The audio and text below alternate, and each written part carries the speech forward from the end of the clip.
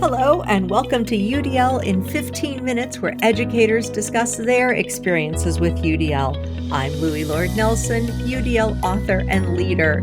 Today, I'm talking with Maddy Gentry, an International Baccalaureate Diploma Program and Middle Years Program Learning Support Teacher at Dresden International School. Maddy is going to share how she and her colleague use UDL during their co-planning and co-teaching. Hi, Maddy. Welcome. Hi, Louie. Thank you for having me. Oh, you're so welcome. So right off the bat, just tell us a bit about yourself and your role at Dresden International School. I am a teacher originally from South Carolina in the US, but I have been living in Germany for almost 6 years. I actually started out as an elementary teacher. I taught fifth grade math and science for 2 years before moving to third grade at a PYP school, and then eventually moved down to first grade for a year before I began my current position, which is a learning support teacher within the MYP and DP programs at DIS. Yeah. So when did you first learn about UDL? I really think I was first exposed in university. I went to a really fabulous education program that was very forward thinking and wanted us to be exposed to what was the latest in education research. But at the time, no one really knew what UDL looked like in practice. So it just kind of became this acronym that was floating around in the back of my head that then got a little confused with accommodations and differentiation. And it wasn't really until I began my current role as a learning support teacher where I got to dive more deeply into UDL. And what I discovered about it is it's the perfect alignment with my own approach to what teaching and learning should be and is in many classrooms, which is that all students need to be supported. All students need to be able to showcase their strengths and showcase who they are as learners, but they also need to be able to be given opportunities to take risk and step outside what's comfortable for them within a very safe environment. And so, because of this influx of knowledge about UDL and because of the role that I'm in, I was given the opportunity to begin co-teaching in a math class last school year, and that has continued this school year. And we've been working on implementing the UDL guidelines. Great. So I'm looking forward to your story because I think it offers how so many people grow with UDL. But first, we're focusing on a specific lesson, right? Yes, so I have had the pleasure this year working with my colleague Nadia Evnishenko. We've worked together for 3 years within a learning support context, but this year she is a sixth grade math teacher as well. And so I jumped at the chance to be able to co-teach with her. And at the beginning of the year, we really wanted to look at how we can begin to implement the considerations. And I think our biggest collective aha moment was it all came back down to planning and really looking at the barriers that are present within the math classroom. And to be able to give you a little bit of context about our group of kids this year is a very, very diverse class that because of their backgrounds, there is a fair number of barriers present within the design of a traditional math class. And so at the beginning of the year, it was just about identifying those barriers and then maybe pulling from the considerations, pulling from the guidelines, pulling from our experience, and really thinking about how we can begin to systematically go through and remove those barriers and reduce them for students. Got it. So let's back up to when you were teaching the lesson. And I understand there were things that you were doing that were in alignment with UDL, but then later on you kind of had your aha with the planning. Yes. So this particular lesson was one of the lessons near the beginning of our unit on graphs and reading and interpreting the data within a graph specifically. And so we had considered giving students a variety of different types of graphs. We've looked at giving them different levels of difficulty with graphs so that the students that maybe need a little bit more time and support can have that, but the ones that are ready to move on can also have an option to continue to be pushed forward with their learning. And as we were going, we thought about the vocabulary that's very specific to graphs. We talked about access. We talked about the labels on it, all the very specific graph vocabulary. But what we didn't think about in our planning process was that some of our students were getting at least or at most or equal to or no more than that type of vocabulary a little confused, and they were having a hard time with it. And one of the things that I really appreciate about working with Nadia is that she understands the progression of how the math and science build on top of each other. And so she recognized in the moment students have to be able to understand these terms in order to be successful moving forward with their math and their sciences when they're asked to analyze graphs. So we actually stopped our lesson and we said, okay, we're going to define these terms.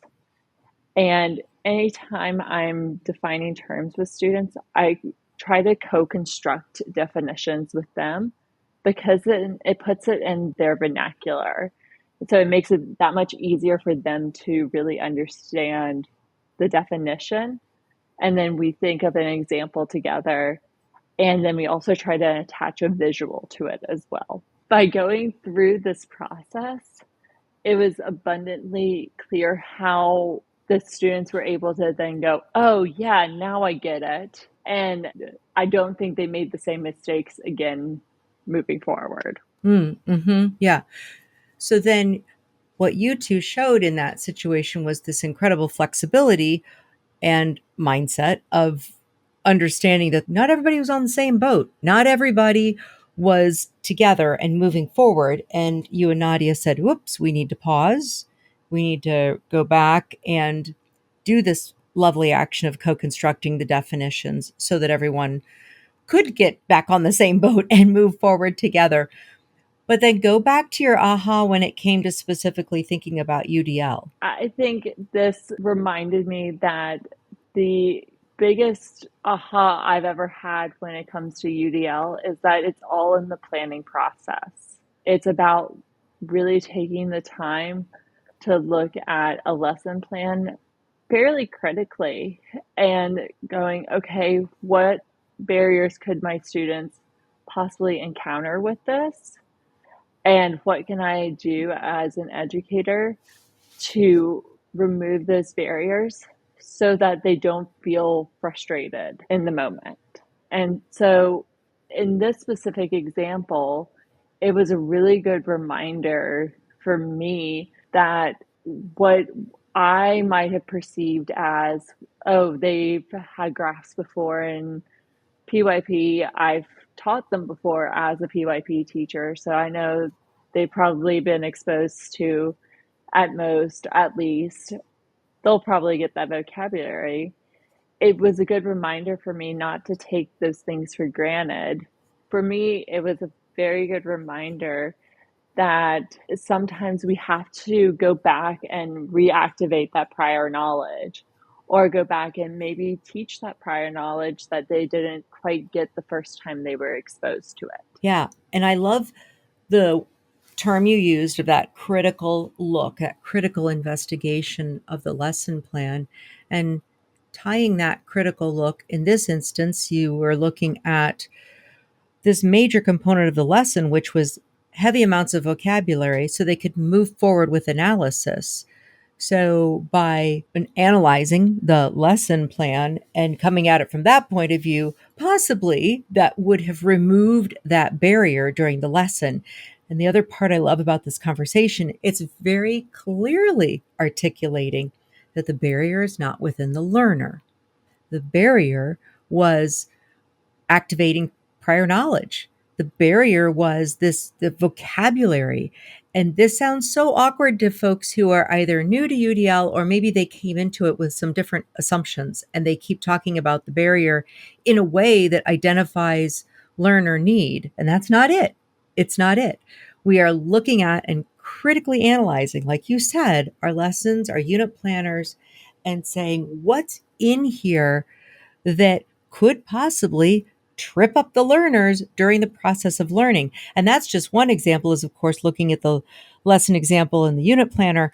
We also know that the physical environment is part of it. We also know that our relationships are part of it. But for this podcast, I love this focus of the planning. So this has been wonderful. So now you've said that since then, you've taken this and applied it to other lessons and unit planners. And then has this been a constant conversation with you and Nadia? How do you approach this? Yeah, so it's definitely something that we've focused on very heavily is what vocabulary do we need to make sure that students understand, and how can we possibly give it to them to support their understanding and give them visuals, give them text, give them whatever mode works best for them to be able to fully engage with the lesson that's being taught and the assessments that are also being given to them. Absolutely. Maddy, this has been fabulous. I've loved hearing this great encapsulation of an example of how anyone can get started with universal design for learning. This had nothing to do with knowing the guidelines and the considerations or even actually the principles, but this was knowing the goal of the lesson, identifying what barriers are there and could trip up any learner, and then addressing those during the planning stage so that when you're actually teaching, you may not have to do as much of that revision in the moment. So I really appreciate this. Thank you so much. Of course. And I think one of my biggest messages to anyone that's looking at UDL and thinking, this is so much and there's so much here and I can't figure out where to start, is you have to just start with one barrier. Start with one thing that you've identified within your classroom as a challenge for your students, and then you can slowly begin to build on it. And it takes time, but know that just one step at a time is all it takes. That's so true. Words of wisdom. Thank you very much. That's great. That's great. So thank you. So for those listening to this podcast, you can find supplemental materials like images, a transcript, and an associated blog at my website, which is theudlapproach.com/podcasts. And finally, if you have a story to share about UDL implementation for UDL in 15 minutes, you can contact me through theudlapproach.com. And thanks to everyone for your work in revolutionizing education through UDL and making it our goal to design for learner agency.